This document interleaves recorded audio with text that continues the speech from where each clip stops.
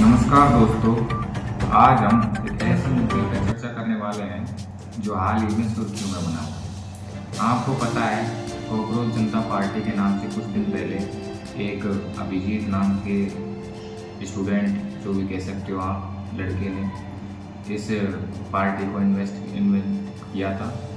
तो उसने जंतर मंतर दिल्ली में एक प्रोटेस्ट जो नीट की परीक्षा में हुई अनियमितताओं को लेकर किया जा रहा है, जिसमें हमारे जाने मानी हस्ती कह सकते हैं, महान प्रतिभा के धनी कह सकते हैं, सोनम वांगचुक जी, जो 28 जून से हंगर स्ट्राइक पर बैठे हुए हैं और आज 18 जुलाई यानी उन्हें 21वां दिन है। तो क्या देश की जनता को ये दिखाई नहीं दे रहा है?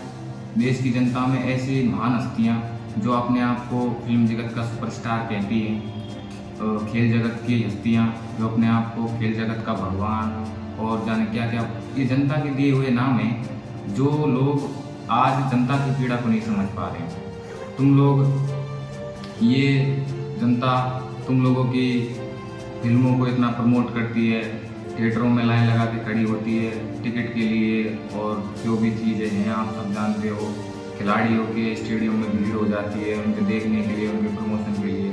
तुम लोगों का चूल्हा तो जल रहा है समय से, लेकिन तुमने कभी जनता के बारे में सोचा है कि उनकी क्या हालत है? अरे तुम रेगुलर नहीं सोच सकते तो ऐसे मुद्दों पे, जैसा कि हाल ही में बहुत गर्मा गर्मी का माहौल है दिल्ली में, तो प्रोटेस्ट हो रहा है, तो उसमें एक ज़्यादा से ज़्यादा ड्यूटी कर दो, कुछ अपना ऐसा योगदान दे दो जिससे तुम्हें लगे कि हमने कुछ किया है और जनता उससे संतुष्ट हो सके। और अगर तुम ऐसा कुछ नहीं करना चाहते हो तो क्यों नहीं करना चाहते हो? किस बात का डर है तुम्हें? ईडी का डर है, सीबीआई का डर है, सरकार का डर है? और ये डर है तो फिर क्यों डर है तुम्हें? क्या तुम्हारी संपत्ति ईमानदारी से नहीं कमाई गई? क्या तुम्हारी संपत्ति बेईमानी की नींव पे खड़ी हुई है तो तुम डर रहे हो? अरे क्या होगा ज़्यादा से ज़्यादा? तुम लोगों की फिल्में साइन नहीं होंगी, तुम्हें प्रमोशन नहीं मिलेगा आगे।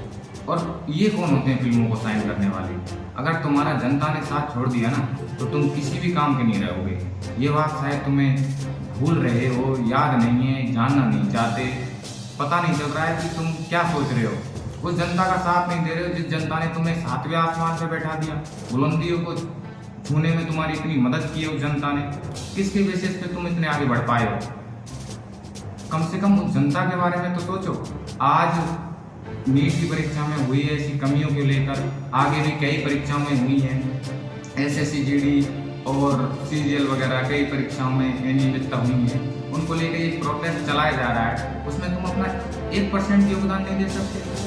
किस चीज़ में बिजी हो तुम लोग?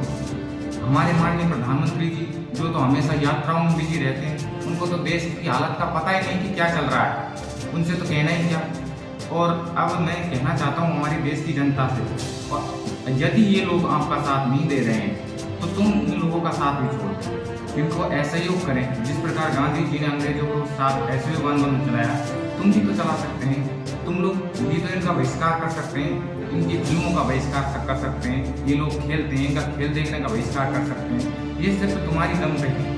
अगर तुम इनका साथ छोड़ दोगे तो इनकी कोई पहचान नहीं है, कोई वैल्यू नहीं है।